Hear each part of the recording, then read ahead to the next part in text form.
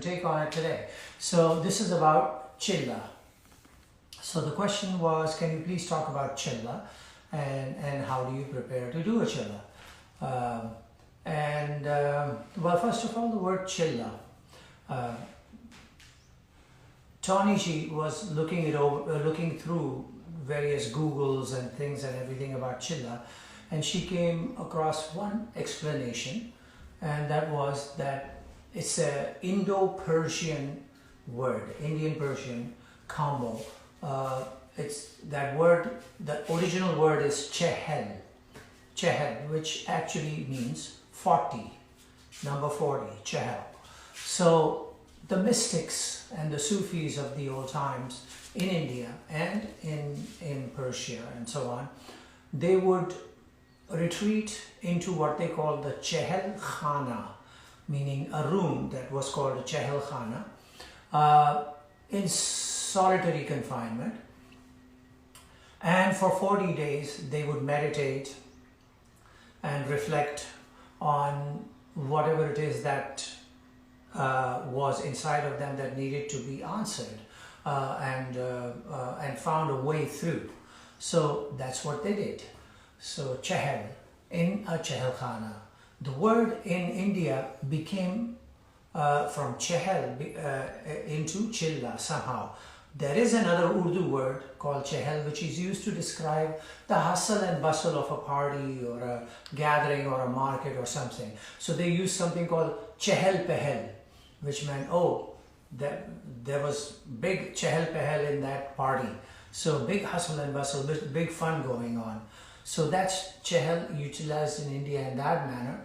But Chilla may have been a hybrid of Chalis, and which means 40. So what happens is that a musician retreats into a Chilla Khana, which is again a room, for 40 days, surviving on pretty much liquids and like water and maybe vegetables, and shying away from eating meat and stuff, and in solitary confinement, focusing on whatever was a question in his or her mind vis-a-vis the plane is concerned. So suppose if I was considering that I've gotten to a certain point with a particular qaida or a particular phrase or a particular pattern, where do I go next? And if I'm running into some kind of a wall, some kind of a, oh, I can't see my way through, so I would think about retreating into a solitary room, the Chilla Khana, and be there and focus on that particular piece of rhythm or music, and see what kind of world opens up for me in there. So for 40 days, nothing, no outside contact, and you do that. So the first time I went, I was 16 years old, wasn't quite sure what I was looking for. I mean, I was already like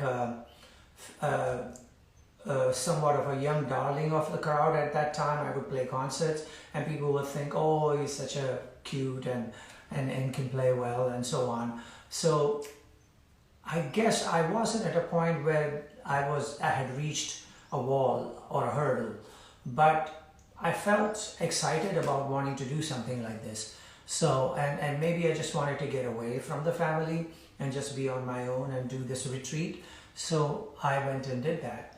But I focused on not one particular problem, because for me at that point in my life, there was really no problem. I mean, I was just having fun, enjoying playing. So I just would practice and I would start playing as if I'm playing in a concert. So I would start with an opening peshkar and go on to a qaida and another qaida and another qaida, and then some chand based stuff and rows and relas and compositions. There was one instance where it happened where I suddenly got stuck with a particular composition, and I don't know why. I just felt that I wanted to keep trying to play that and go forward with it, and went on doing it for hours and a few days until there was a vision, and that changed things for me. That's another story. But Chilla basically means that. So you decide on, okay, there is this particular, like some people, lots of people have problem with dhira dhira. So say, okay, I know I'm going to work on my dhira dhira and go into the Chilla, focusing mainly on that. It is good to get your teacher's permission, guru's permission, and usually what happens is that the guru gives you in, I didn't have this the first time around, and I kind of just adopted a particular one for my second Chilla, but a mantra or some kind of a prayer that you do and before you begin, and every now and then when you stop for a moment, you go back to that prayer and you do that. So from your guru you get that, you focus on a particular phrase or a pattern or a qaida or a rela, and you work your way through that, and until it becomes second nature to you, until your hands just naturally flow in that particular composition at any given pace. And so that's how you get there. So Chilla in a nutshell is that. Now for us, when we were learning and practicing, we had a guessing game that we played, and the guessing game was how fast a particular tabla player played a particular rela or a composition or something. And that was a guessing game because you just kind of imagine in your head, oh, it's probably this fast. Half the time I found out that when I got back to hearing the maestro again and trying to play along with, I found that I had not yet gotten to that point.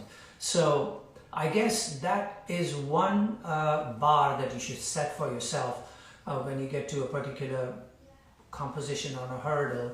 That, but in today's day, it's easier.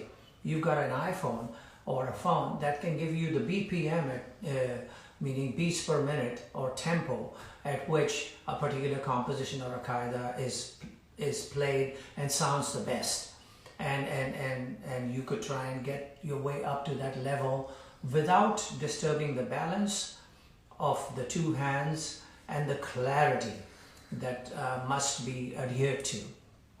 Once you do that in your Chilla, you will realize that you're starting to get a flow and moving on. So Chilla, you prepare for in this particular manner. Try to be a vegetarian, not eat too much because you're sitting down a lot. The more you eat, like I did last night, and you get heavy. So less eating, drink a lot of water, and in this day and age you can also have those vitamin drinks and all that you have available to you, and work your way through the Chilla of 40 days. For me nowadays, I feel that the Chilla may not be as necessary. In the old days, we did not have the information as easily available to us as it is now. So we had to fend for ourselves. So we retreated and we focused on it until we discovered our way of doing things comfortably, and that sort of stood as the answer. But this day and age, you have videos, you have YouTube, Facebook, wherever else you can go, CDs, all that available to you. You can listen and you can decipher. You can take an app called AnyTune Pro on your iPhone and import the music into that and play it at any speed you want, so that you can actually clearly hear how the phrases work together. So that is Chilla. I started with a qaida that was long time ago, which my father touched on. but we did not develop it much because we all got into that one, and so this was like a step brother kaida.